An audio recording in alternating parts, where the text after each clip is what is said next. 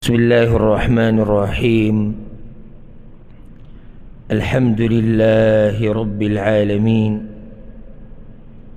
والصلاة والسلام على أشرف الأنبياء والمرسلين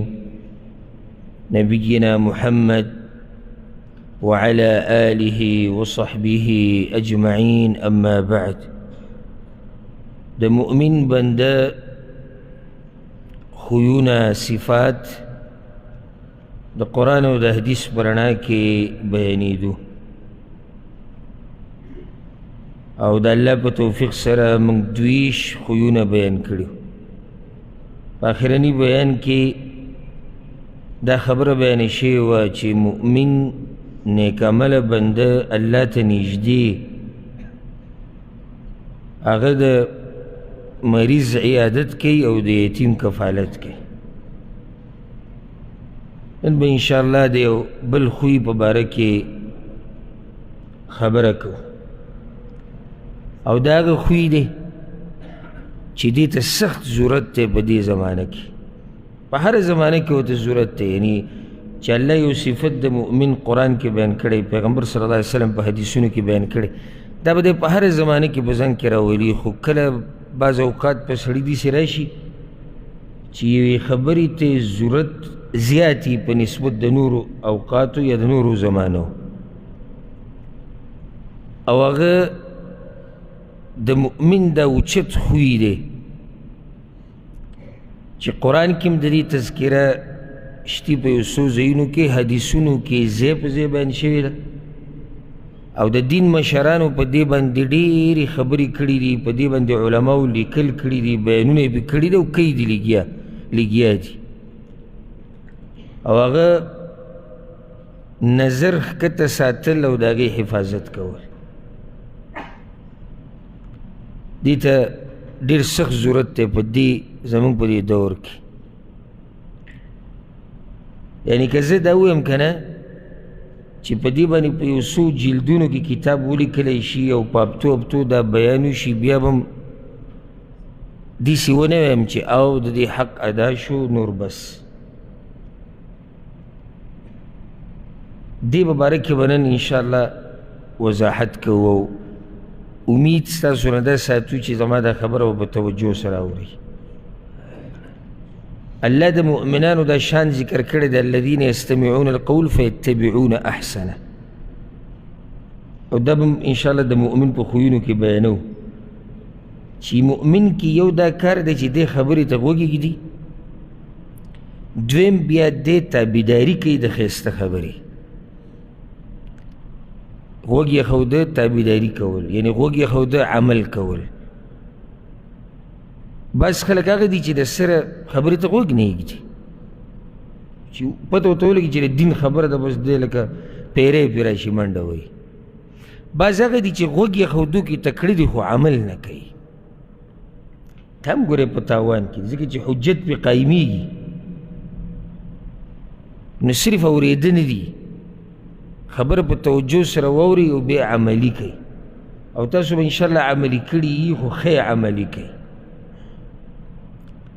د الله رب العزت په اوچتو نعمتونو کې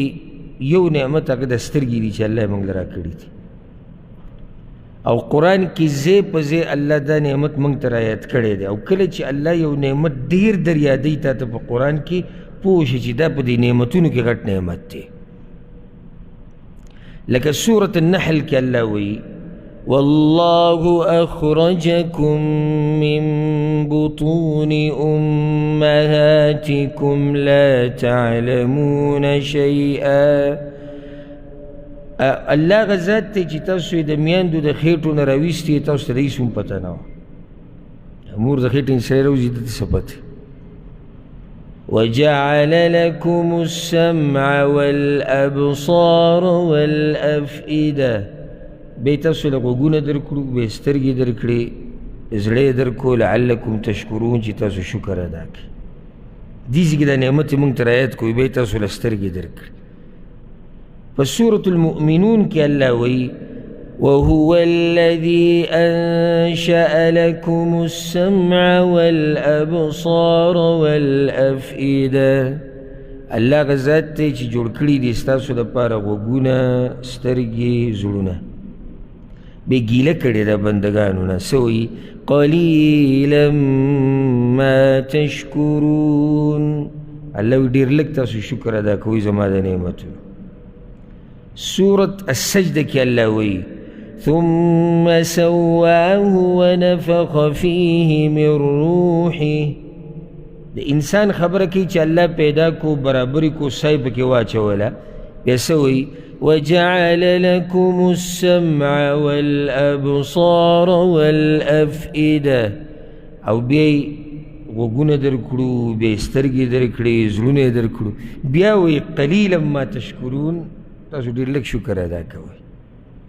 سورة الملك کې الله وایي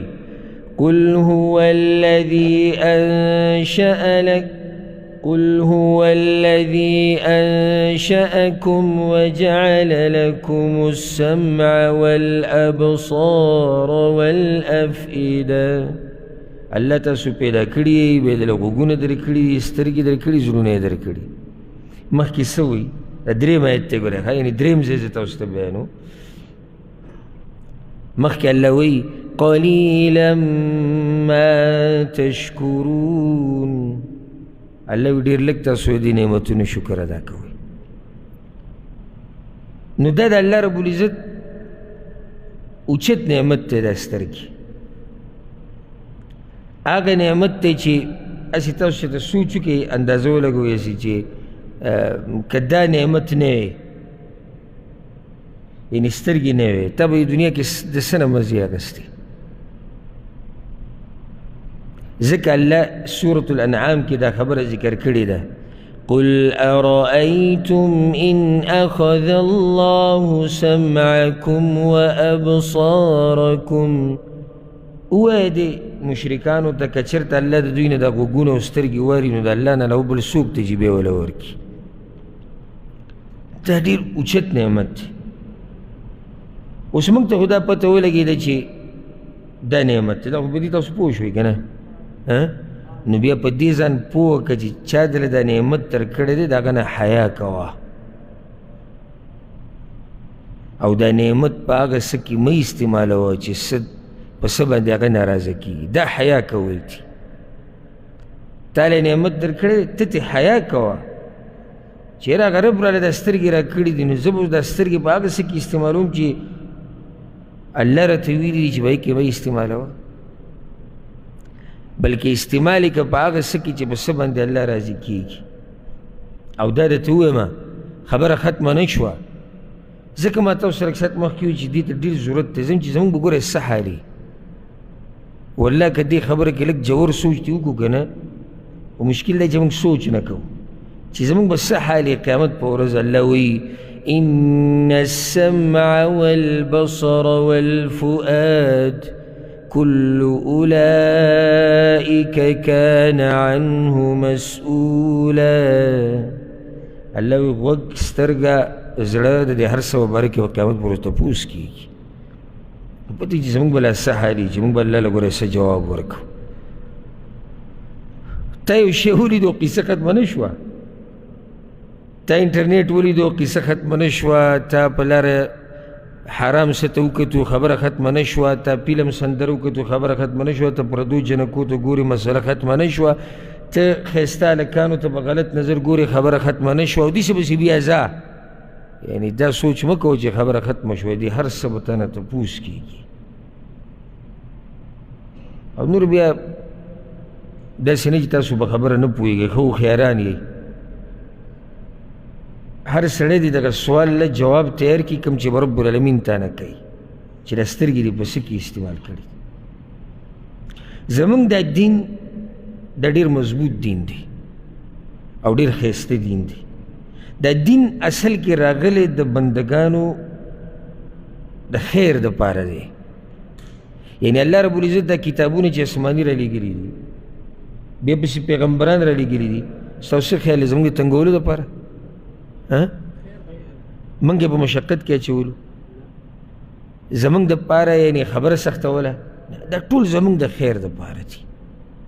دا هر څه زموږ د فایدې دپاره دي نو غوږ کښېږده دې ته څه چې ستا رب تا ته وایي که نه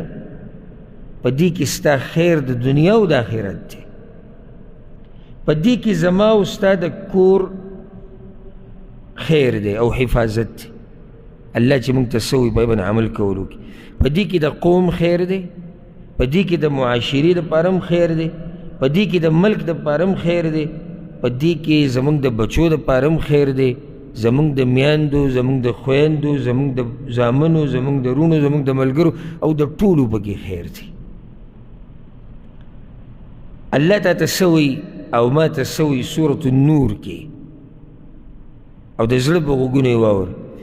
قل للمؤمنين يغضوا من أبصارهم. اے پیغمبر د مؤمنانو سړو ته ووایي چې دا نظرونه دې کوز ساتي. ويحفظوا فروجهم، او د خپلو عورتونو د خیال ساتي. یا الله نو ته په موږ سختي جوړې؟ وی نه. ذلك أزكى لهم. الله وی د دې د لاسه به دوی پاک صفایي. زار او قربان د دې دین نه. دا نصیحت تا ته بل کوم ځای کې کېږي چې نظر کته ساته، د عورت خیال کوه چې تم صفای، چې دا کور دیم صفای، چې دا معاشره دیم صفای، چې دا ملک هم صفای، چې دا کلی محله هر څه صفای. بیا صرف نصیحت سړو ته نه دی. وقل للمؤمنات يغضضن من أبصارهن. او پیغمبره د دې مؤمنانو د ښځو ته هم ووایه چې دا نظرونه کته ساتي. ويحفظن فروجهن، او دوی دې د خپلو عورتونو خیال کوي. دا توجیهات، دا نصیحتونه د عرش والا طرف نه دي، دا زما او ستا خبره نه ده.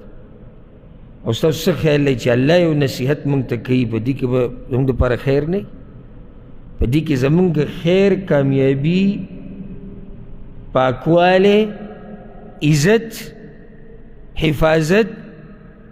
درونوالی او چې څه وی هغه ټول په دې کې دننه پراته دي. ګوره الله ته دا پته ده چې دا هغه بندګان پیدا کړي دي، هغې دا بندګان خپل ځان دومره نه پېژني څومره چې الله پېژني. اته پته دی چې دوی کمزوري دي، دا نظر چې بې ځایه استعمال شي دوی به ګډوډ کېږي. دا اول نه تا ته داسې نصیحت وکړو چې ته سبا له قیامت پر ورځ الله ته نشي ویلی چې یا الله ما ته خو چا نه وویلي. نه نه، تا ته وي نظر حفاظت کوه. او دې ته په عربۍ کې وایي غض البصر، نظر کوز ساتل. لکه دلته الله وایي که نه قل للمؤمنین یغضوا من ابصارهم، دې ته غض البصر وایي. او دا غض البصر، غض په عربۍ کې په لغت کې معنی کف منع ته وایي، یو شی منع کول، یعنی نظر بندول، نظر راټینګول. بیا د دې نه مخکې چې تفصیل یې ته بیان کړم دا خبره یاده کړې. کله چې موږ ته وویلی شي که نه چې د نظر کوز ساته، نو زموږ ذهن صرف یوې خبرې ته ځي چې نظر د څه نه کوز ساته؟ د زنانو نه کوز ساته. بس زموږ ذهن ته صرف یو خبر راځي چې الله وی نظر دې کته ساته. نو کته ساته څه مطلب دی؟ وی پردو زنانو ته مه ګوره. دا پکې دننه راځي. ګوره یاده که دا خبره، نظر کوز ساتل دا په درې قسمه وي. نظر ښکته ساتل دې کې دننه درې خبرې راځي. اولنۍ، نظر ښکته ساته د خلکو د عورتونو نه. په دې کې دننه د پردی زنانه، الکان، او د دې ماحول چې څه دي هغه پکې دننه راغلي. دې کې نظر کوز ساته. کمې زنانه چې خپلوانو کې دي او د هغوی مخ ته د کتو اجازت شتي، یا لاسونه شو، خپې شوې، لکه بعض زنانې چې لکه خور شوه، ترور شوه، هم د دقه ځي اجازت دی، د دې نه اخوا نظر کته ساته. دا ټولې خبرې دي کې دننه راغلي. دویم قسم نظر کته ساته د خلکو د کورونو نه. او ځکه امام ابن القیم رحمه الله یو کتاب د مدارج السالکین اولنی جلد کې هغه دا خبره کړې ده، وی هغه حرام نظر چې دی هغه دی چې ته د خلکو عورتونو ته وګورې. وی حرام نظر هغه دی چې ته پې د خلکو عورتونو ته وګورې نو بیا وی وهي قسمان او عورت وی په دوه قسمې دا ډېر ناشنا فایده ذکر کړې ده عورت وراء الثياب یو هغه عورت دی چې د کپړو نه پناه دی خو موږ ته ښکاره دی معلوم دی که زموږ ذهن ته هم دقه راځي چې نظر کته ساتلی دغې ته مه ګوره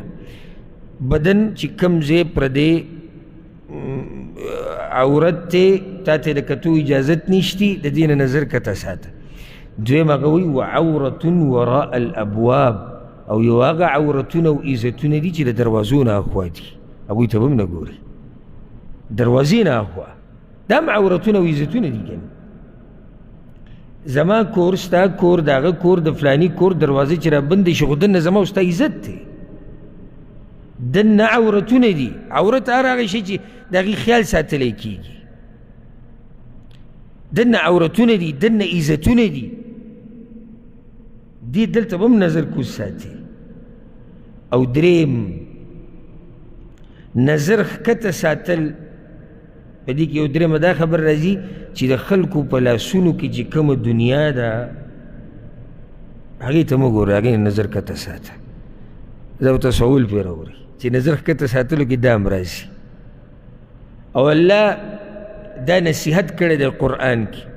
لا تمدن عينيك إلى ما متعنا به أزواجا منهم مه ګوره هغه نعمتونو ته چې الله وایي چې ما دوی له ورکړي دي هغې ته مه ګوره دا نظر چې د خپلو خلکو سره چې څه دي دې نه چې کته ساتي ژوند به په مزو سره تېر کړي او که د خلکو سره څه دي هغې ته د کتو دنیا خبره زه کوم دین کې خو به ګوري چې مقابله وکړي مخکې لاړ شي ځکه چې دلته الله وایي ما متعنا به ازواجا منهم بل ځکه الله وایي زهرة الحیات الدنیا دنیا د ښایست یادوي الله نو که اوس تا سره ښایسته ګاډی دی او زه تا ته ګورم یاره د سره پلانې ګاډی دی او د سره درې چته کور دی او د هغه 5 بنګلي دی او د هغه شپږ دی او د هغه 10,000 ریاله تنخواه دی او د هغه 15,000 ریاله تنخواه دی خپل ژوند به ټول تباه کړم نو ښه دا ده چې نظر ښکته ساته او څه چې د سره دي په هغې راضي شه او شکر یې ادا کوه ته به د باچایي ژوند تېر کړې دا موږ خراب کړي دي د پردو نعمتونو ته کته نه دي دې خراب کړه که چېرته د چا یو نعمت دې ولیدو نو یا الله ښه وله ورکه او یا الله برکت ورته پکې واچوه او یا الله مال یې هم راکړه که ته غواړې و یا الله مال یې هم راکړه د الله نه غواړه خو د مؤمن دا شان نه دی چې دی د خلکو دنیا ته پسخېږي مؤمن دین ته پسخېږي او ورب الکعبه قسم درته خورم د الله په کور کې چې کله د خلکو دنیا ته نه پسخېدې که نه نو په ارام او سکون ژوند به تېرې بلکل په دې د سره غوږ مه ګروه چې د دې سره دا دنیا ده او د هغه سره دا دنیا ده کوئ ده که موږ له به الله راکړي زموږ په نصیب کې چې څه راغی کي او که د هغه سره دنیا ډېره شوه او ما سره دنیا کمه شوه دا په دې کې خو فرق نه راولي چې هغه د هغه نه به الله راځي او زما نه به نه راځي که چېرته دا فرق راتلی بیا خبره د سوچ وه بیا خبره د غم وه خو دې کې خو فرق نه راځي که نه کیدای شي الله د مالدار نه ډېر راځي او کیدای شي الله د غریب نه ډېر راځي ها دیندارۍ کې دا خبره شته یو سړی چې دیندار دی او ډېر دیندار دی او زه کم دیندار یم نو بیا دا یې رشتي چې الله د هغه نه راضي دی کیدای زما نه ناراضي که نه خو موږ دغې ته سوچ نه کوو د دویمې ته د اولنۍ ته بس به کوو چې یاره ګوره چې یاره چې ده به څه کار د الله خوښ شوی چې دومره دنیا یې وله ورکړې دی دا مطلب دی او دا حسابونه او که چېرته غریبي توبه الله وایي چې ګوره په کومه ګناه کې رانیولی نو دا خو رزق ته تقسیم کړی دی الله غریب لازم نه دی چې دی په ګناه کې رانیوی شوی ده او مالداره لازم نه دی چې الله ترې راضي دي الله دې زموږ نه راضي شي دا مې درته فایده ذکر کړه چې نظر کته ساتل دی کې دنه درې خبرې راځي اوس راځو دقې خبرې له د نظر حفاظت کول او نظر کته ساتل اسې د آیت چې ما کوم وایي د سورة النور ده قل للمؤمنین یغضوا من ابصارهم ويحفظوا فروجهم الله وایي د مؤمنانو سړو ته ووایه چې نظر کته ساتي او د عورتونو دې خیال کوي څه یې مخکې کو نظر یې مخکې کو سوال چې د نظر حفاظت د عورت د حفاظت نه مخکې ولې ځکه علما دا وی نظر وی النظر برید الزنا نظر چې دی د زنا خط دی انته خط راځي که نه دا نظر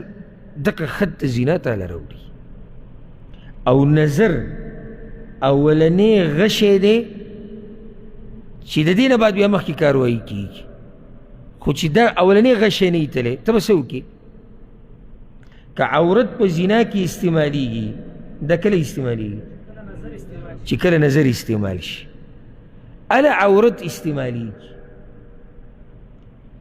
نو ځکه رب العالمین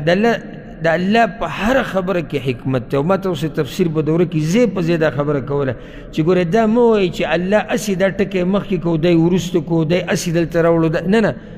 هر ځکې چې الله یو ټکی د بل نه مخکې کړی دی او یو یې د بل نه وروسته کړی دی نو پوه شي چې په دې کې حکمتونه دننه پراته دي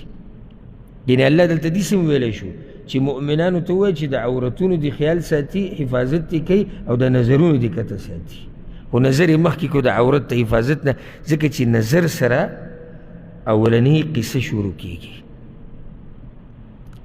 ځکه ګور الله څه وایي قرآن کې يعلم خائنة الأعين وما تخفي الصدور الله غزات ته چې هغه ته د سترګو خیانت معلوم دي دلته هم د سترګې خبره وکړه ما تاسو ته چې سترګو نه غشی اولځي خائنة الأعین حرام ته د سترګې خیانت څه دی زه به درته اسان تعریف وکړم حرام ته په غلا کته چې څوک د باندې پوه نه شي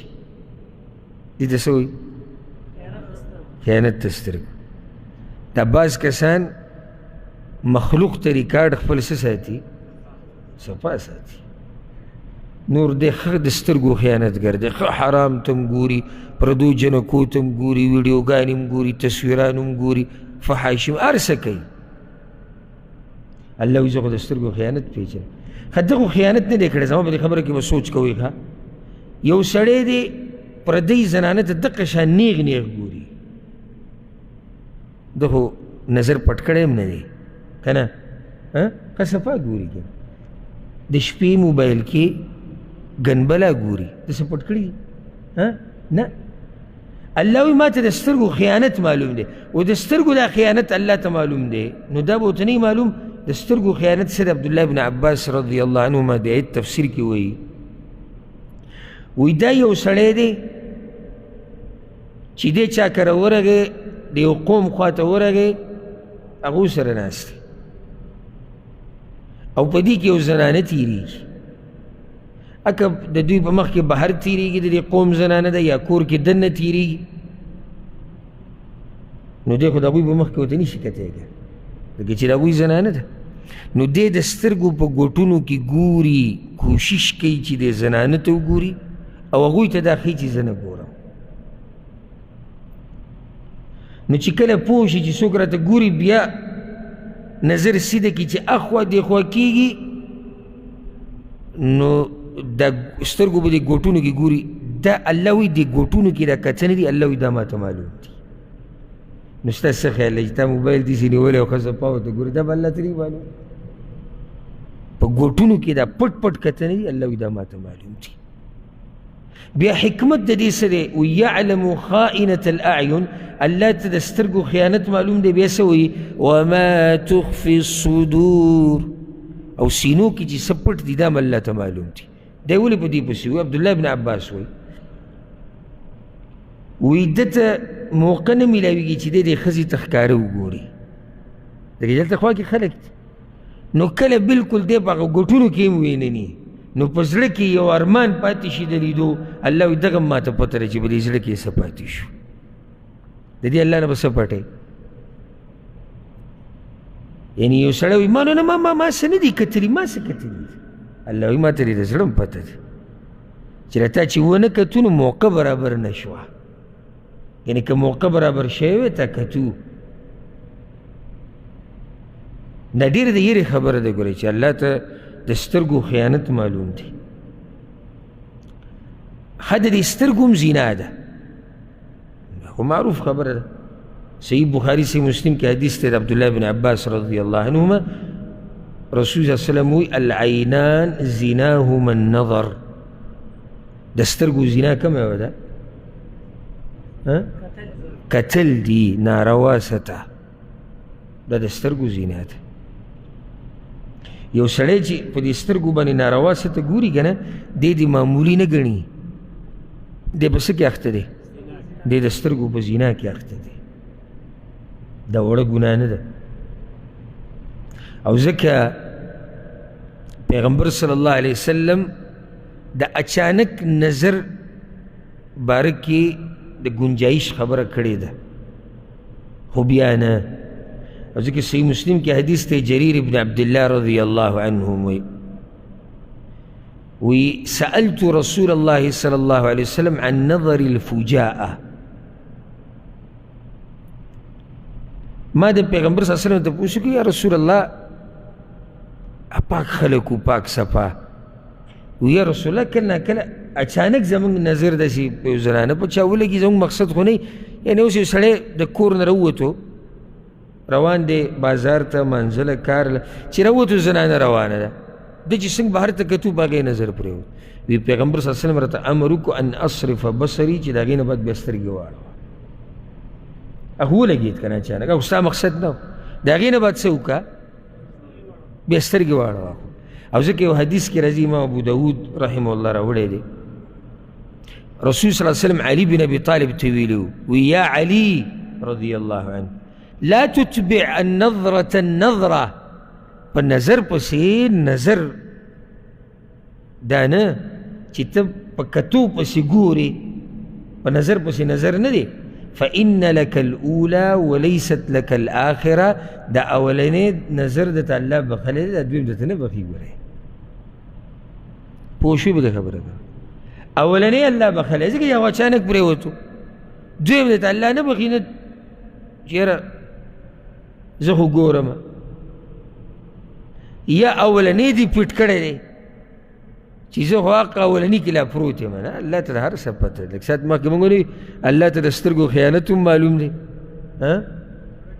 او په زړه کې چې څه دي هغه هم الله ته معلوم دي. او چې په دې د سړي تربیت وشي که نه، دا د زه د تجربې خبره وکړه، او په دې باندې نیکان ملګري پاک ملګري هغو پې پوهه دي چې په دې خبرو د چا تربیت شوی که نه، هغه په کور کې پردۍ زنانه خو پرېږده، هغه خپلې خور ته هم بره نشي کتی. والله خور ته هم سړی داسې به بره سترګې نشي بره کولی، داسې سړي کې حیا وي،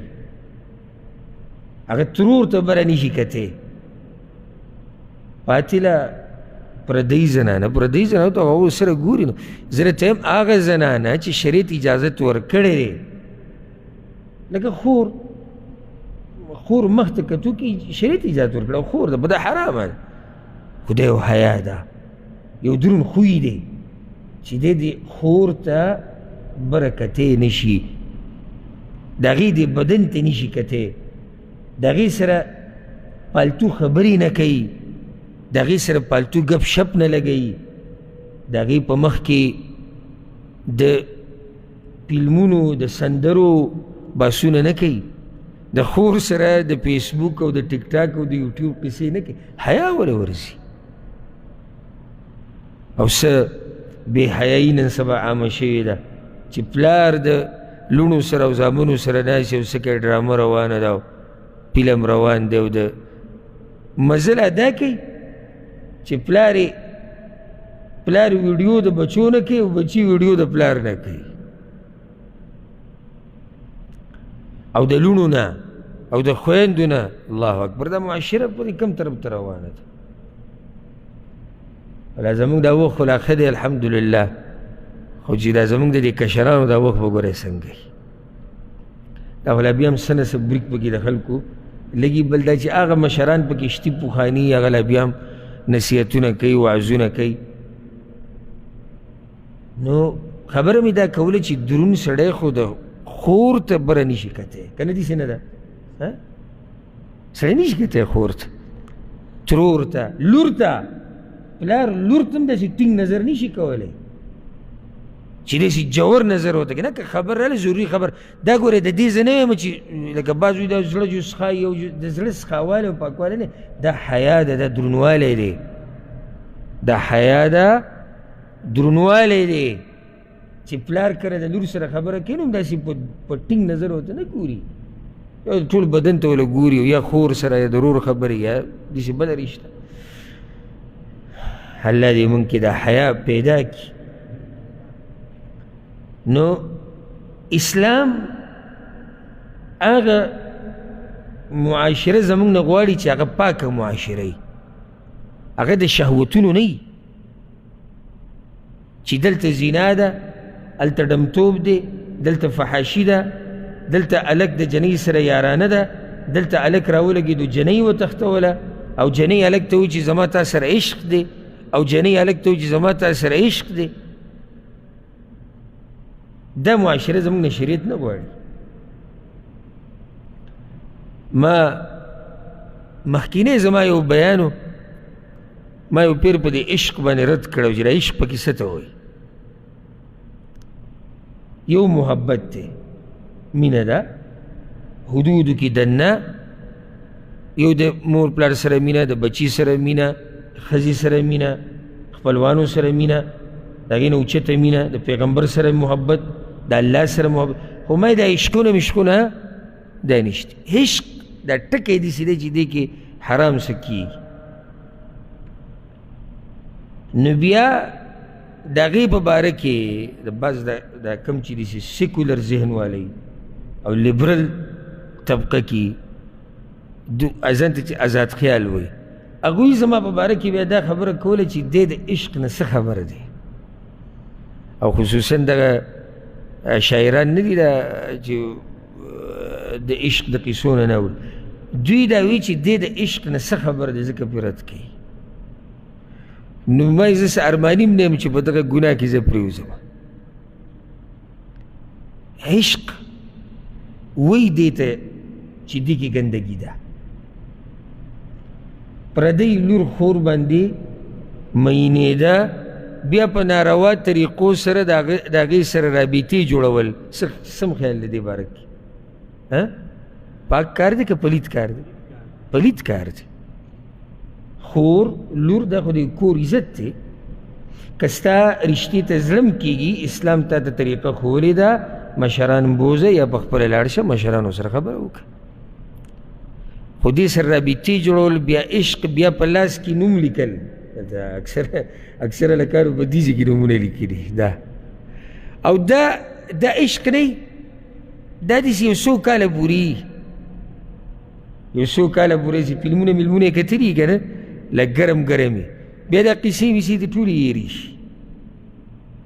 پردی خور لور مو شرموي ځان مو شرموي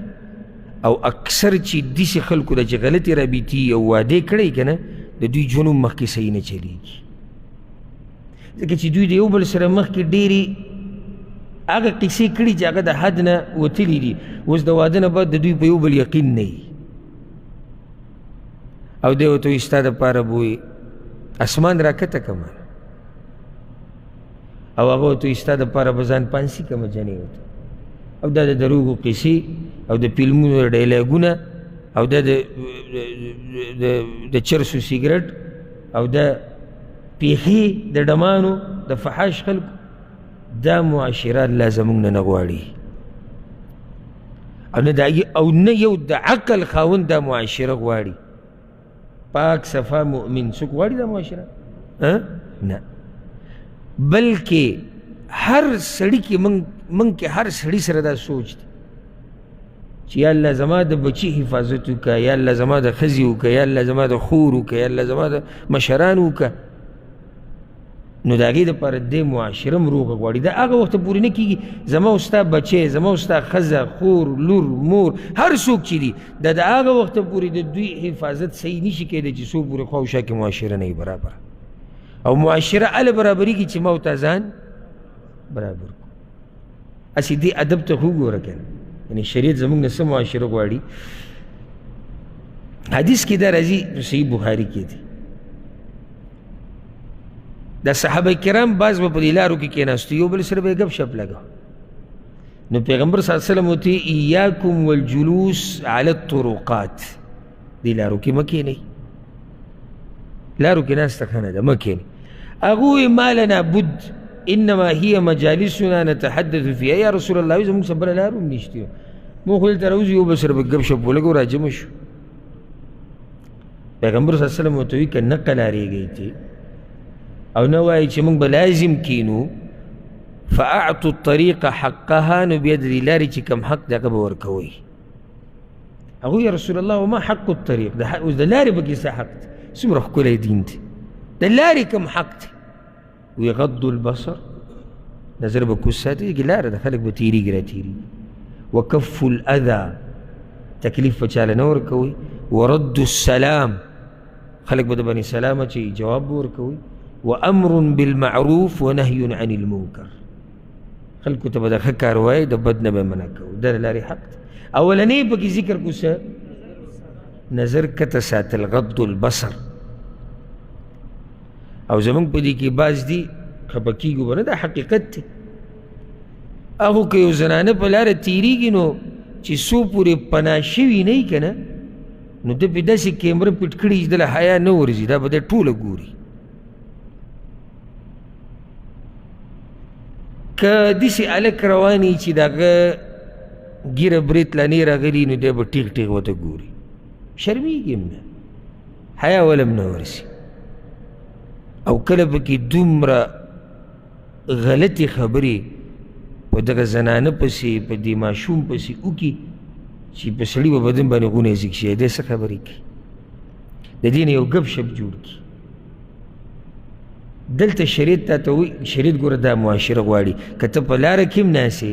څه به کې نظر به کوز ساتي. هسې ګوره که نه لکه بله خبره مې ذهن ته راغله، سورة النور کې د آیتونه چې کوم دي چې کوم کې الله وایي د نظر کوز ساتي، د دې نه مخکې شاته آیتونو کې الله وایي چې د چا کور ته ننوځي اجازت به هلئ. ولې؟ نه، اصل مسله دلته څه ده؟ د نظر ده. دلته مسله د نظر ده. د اجازت هم دې دپاره دی چې ستا نظر په داسې څه ونه لګي چې هغې ته کته ناروا دي. څومره ښایسته دین دی. نو ځکه ادب ښولی دی چې ور وټکوه، سلام وکړه، ور وټکوه، اجازت واله، درې پیرې وکړه. که اجازت یې در نه کړو واپس لاړ شه. او بیا یې درته دا ادب هم ښولی دی چې کله به پیغمبر صلی الله علیه وسلم باره کې راځي حدیثونو کې صحابه کرام وی چې کله به پیغمبر صلی الله علیه وسلم د چا کره ورغی، ور به یې وټکو، نو بیا به د دروازې یو غاړې ته ولاړو، یا ښۍ ته یا ګس ته. دې ته وایي د پاکو خلکو نظر. ځکه چې ور کولاو کې دنه څه پته لګي څه دي، اچانک ور کولاو شي که نه، کېدای شي زنانه وړي، کېدای شي دا څوک چې راوځي هغه ښه دغه کېني ځان لا تیاری.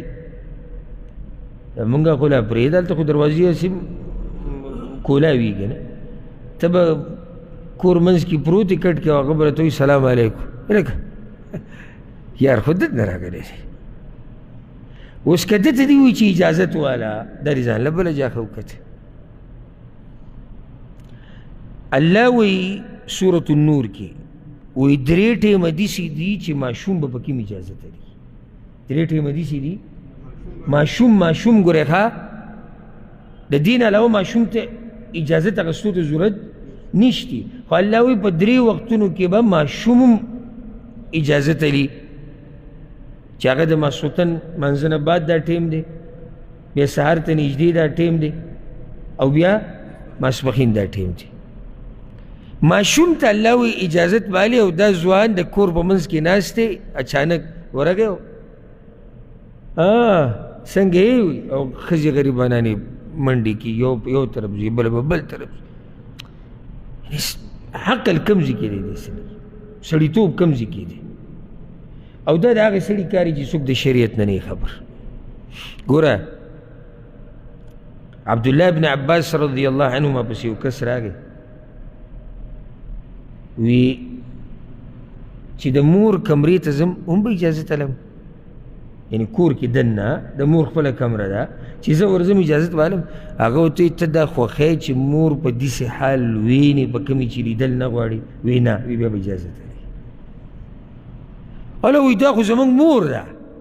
د عباسو دا سوچ ډېر وړوکی وی دا زموږ مور ده نه ما خو تا ته دا نه دي ویلي چې ستا مور نه ده قدر یې وکړه او دی قدر دی چې ته دننه ورځي اجازت واله دی قدر دی ما تاسو ته لږ ساعت مخکې ووایي که نه چې دروند سړی خور ته لور ته ترور ته نشي کتی داسې ډېر د ضرورت مطابق خبره وکتی نو سم خیال دی چې یو سړی د مور کمرې ته ننوځي کیدای شي مور دی کیدای شي بل څه کپړې بدلی کیدای شي بل څه ضرورت وي کیدای شي یو ډېر ضرورتونه دي موږ کې څوک دا خوښوي چې مور به دې حال ویني یو څوک هم نه خوښوي نو ادب څه شو اجازت والا مور د نه درشه هغه یو راشه بل ورځ ما ته یو ملګري دا کیسه کوله هسې د دې بعضو کورونو باره کې ما ته خبره دا کوله هسې د دې اجازت ته خبره شوه چې اجازت اخیسته پکار دي هغه وی زمونږ یو خپل کېږي یو چم کې را سره اوسېږي وایي د هغوی په کور کې دا جاښه جوړه شوې بیا پکې وایي زه ناست وم خپلوان دي هغه وایي داسې چلو شو چې دا یو کس د کور کې ډېر لکه پښتنو چې څنګه کورونه ټول شریک اوسېږي نو دا یو ورور په کار باندې چېرته بهر ته تللی او د شپې بیا ښځې ته ټلیفون کړی دی چې زه نن نشم راتلی او زه به سبا درځم زه لرې صحیح نو دا یو ورور دا بل چې د هغه واده نشتی هغه د شپې و چې د ناوخته راغلی دی بیا باتروم ته به ننوته او دسمات له باتروم بنو نو دغه کمرې ته ډایرک ورغلی دی هلته دننه کمرو کې باتروم یې کړ هلته باتروم ته ورغلی اور یې کولاو کړی ډزه باتروم ته ورغلی بیا جاښه جوړه شي دا ښځې ویلي چې ګوره داسې طریقه شو او صحیح حق دی ورسره چې څنګه ته کمرې ته راځي بې اجازته او حق دې سره دلته راځي او بیا دلته اودسمات او بیا وی غوغا جوړه شوه نو بیا پکې وی اکثرو خلکو دغه هلک سیډ اخیستو چې دې کیسې دي دې کیسې دي دا خو د ورور ښځه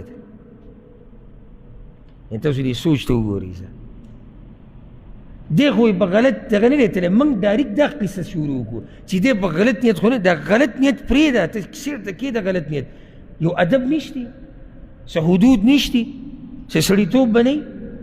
چې ته د یو زنانه کمرې ته ورننوځې او شپه ده ورځ هم نه ده شپه ده دلته څه ادب به نه چې سړی ور وټکوي او ځي سره دغه کمرې ته نو خفه کېږئ مو خو زمونږ په دې معاشره کې ډېر کارونه هغه د اسلامي آدابو خلاف دي که نه دي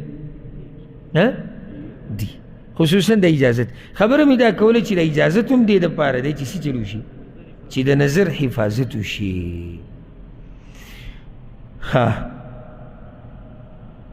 ځکه ما تاسو ته لږ ساعت مخکې وایي چې دا خبره معمولي مه ګڼئ چې په دې سترګو باندې تاسو وکتو خبره وشوه دې به نه الله تپوس کړي خصوصا ګوره زه تاسو ته یو طریقه ښیم که د سترګو حفاظت غواړئ که نه همیشه ځان ته دا رایادوئ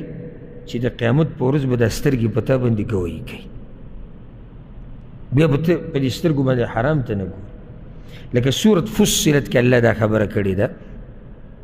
حتى إذا ما جاءوها شهد عليهم سمعهم وأبصارهم وجلودهم کله چې دوی راشي الله ته مخامخ شي الله وایي د دوی غوږونه د دوی سترګې د دوی دا سرمنې دا اندامونه ټول به په دوی باندې ګویي ورکړي چې کله ستا ذهن کې دا خبره پرته وي که نه چې زما دا سترګې په ما ګویي کوي نو ته به ځان ساتي د څه نه حرامو ته د کتو نه او هغه حدیث ته ما څو پیرې بیان کړم د صحیح مسلم کې دی انس بن مالک رضی الله عنه وایي موږ یو پیر د پیغمبر صلی الله علیه وسلم سره ناست وو فضحکا نو پیغمبر صلی الله علیه وسلم په خندا شو وی بیا وی چې تاسو ته پته شته چې زه ولې خاندم؟ وی موږ ورته چې الله او د الله رسول ته پته ده. وی من مخاطبة العبد ربه، د بنده ماریزې د قیامت پر ورځ د الله سره هغه راته رایادې شو. ومې خندل. وی دا بنده به الله ته وایي د قیامت پر ورځ چې ای زما ربه تا زه د ظلم نه ساتلی نه یم؟ وی او ظلم خو زه نه کوم په چا. الله به ورته وایي نو دی به بیا وایي چې یا الله زه نه منم د هېڅ چا ګواهي، صرف د خپل ځان ګواهي منم. الله به ورته وایي صحیح زه سید نن الله به ورته وایي چې کفا بنفسک اليوم علیک شهیدا، نن ته په خپله کافي د ځان دپاره ګواه، وبالکرام الکاتبین شهودا، او کرام کاتبین د دوه ملایک چې لیکل کوي. پیغمبر صلی الله علیه وسلم فیختم علی فیه، الله به ورته په خوله مهر ووایي، فیقال لارکانه انطقي، بیا به دې اندامونو ته وویلی چې خبرې کوئ، فتنطق باعماله، نو بیا به چې د څه کړي دي د اندامونه به ټول هغه خبرې وکړي. بیا به د ده د خولې نه هغه مهر لرې کړی شي، نو دی به وایي بعتا لکن وسحقا، د خپلو اندامونو ته به وایي هلاک شئ تباه شئ، فعنکن کنت اناضل، زه خو م ستاسو دپاره لګیا وم، الله سره مې خبرې کولې او تاسو په ما ګواهي ورکړه. الله به ورته وایي چې دا تا غوښته. نو یو طریقه هغه د نظر د حفاظت هغه څه ده؟ نه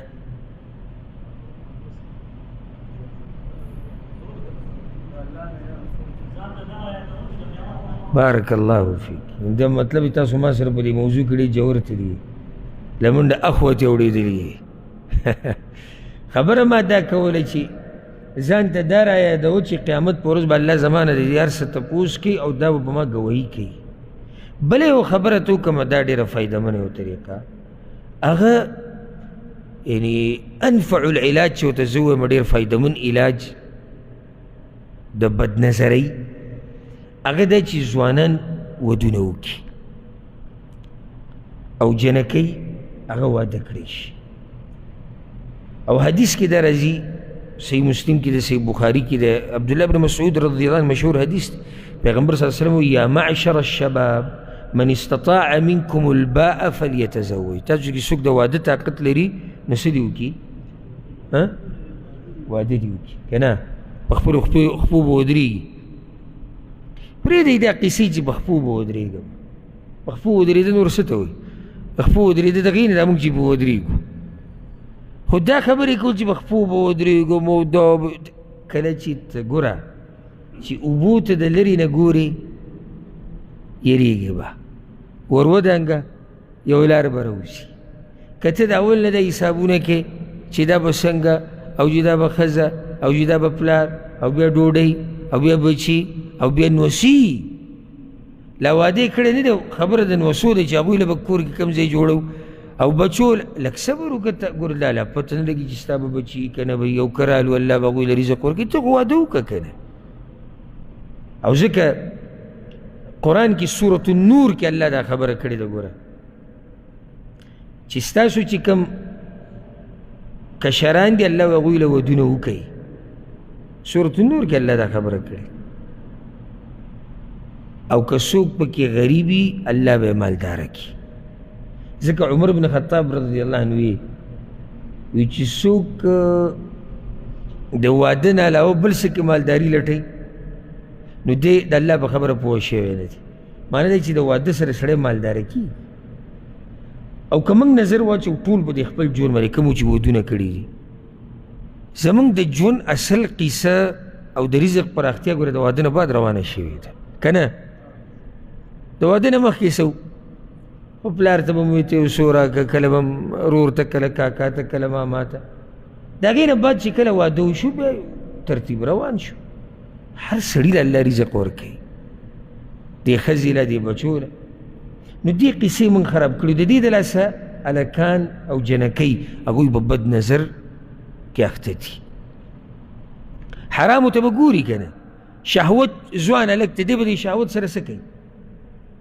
تقوادار هغه نه دی، دومره تقوا یې نشته چې هغه خپل نظر کنټرول کی. سپین ګیری به پکې ویني بد نظره دی، یعنی بد نظر کې حرامو ته ګوري. دا سپین ګیری شهوت نشي را کنټرولولی چې نه زلمی شوی دی به کنټرول څه شهوت کنټرول کړي الا من رحمه ربي چې الله پرې رحم وکړي.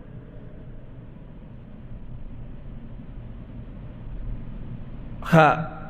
پوښا بل حدیث و پوښا کله بیا هم ځوان زه د حرام نظر داسې یو ګران کار و. اوس خو موبایل له وباسي چې څه پکې ګوري ګوره، نو د هغې حل څه دی؟ واده کول، واده وکړه او بیا دویم وکړه دریم وکړه څلورم وکړه چې طاقت دی، چې څومره د یو سړي ښځې ډېري که نه دومره د نظر حفاظت کیږي. او زنانه چې واده شي د هغې هم د نظر حفاظت ځکه خپل خاوند دی، د خپل خاوند نه هغه بیا نظر نه اړوي. نو دا هم یو علاج دی چې ودونه وشي. یو علاج دا دی چې سړی دعاګانې غواړي او هر وخت الله ته وایي چې الله زما نظر حفاظت وکړي. امام بخاري دا روایت راوړی دی په الادب المفرد کتاب کې.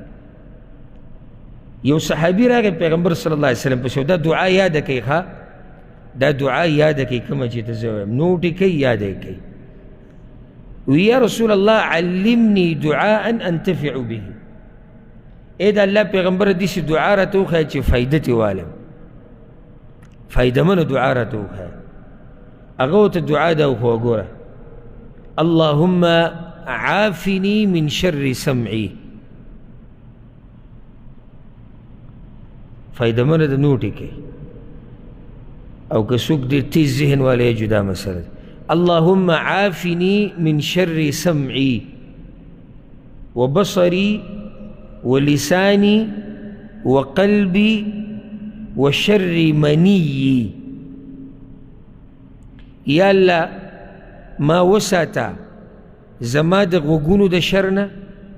زما د سترګو د شر نه، زما د ژبې د شر نه، زما د زړه د شر نه، زما د عورت د شر نه. د عورت شر څه دی؟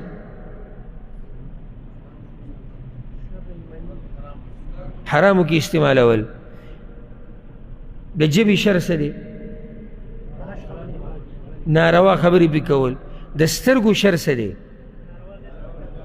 حرامو ته کتل. دا دعا چې ته غواړې په سجدو کې، په تهجدو کې، په عامو اوقاتو کې رب العالمین به ستا د ټول بدن حفاظت کوي. اللهم عافني في بصر، اللهم عافني من شر سمعي وبصري ولساني وقلبي وشر مني. نو دا یو څو طریقې دي نظر د حفاظت، او الله سبحانه وتعالی زموږ د نظرونو حفاظت وکړي. او دا د مؤمن داسې خوی دی چې د دې په باره کې ډېر تاکید راغلی دی. تقریبا ما یو وخت کې هسې ځان له د فایدې را جمع کولې چې یو سړی د نظر حفاظت کوي نو د دې به څومره فایدې. اوس موږ سره هغه وخت نشتی، حالانکه ما هغه ځان سره هغه لیکل چې دی هغه مې سکین کړو، ځان سره مې راوړي هم دي کوم چې ما لیکلي. نو د الله په توفیق سره ما 4 فایدې لیکلي دي د نظر د حفاظت، 4 فایدې. او په دې کې به ډېرې زمانه پاتې شوي. پاسې ورته زه ناست وم یو شپه سوچ مې کومه د ټولې را جمع کړو. نو 4 فایدې ما لیکلي وو ډېر مخکې. نن ما هغه ځان سره راوړې ما یې که موقع و 4 چې بیانې هغه چې یو فایده 1 منټ هم بیانې نو پابند یې ګنټه شو. نو هغه به انشاءالله بیا چې ته بله موقع باندې بیان کړو. الله سبحانه وتعالی زموږ د نظرونو حفاظت وکړي. هذا والله أعلم وصلى الله وسلم على نبينا محمد.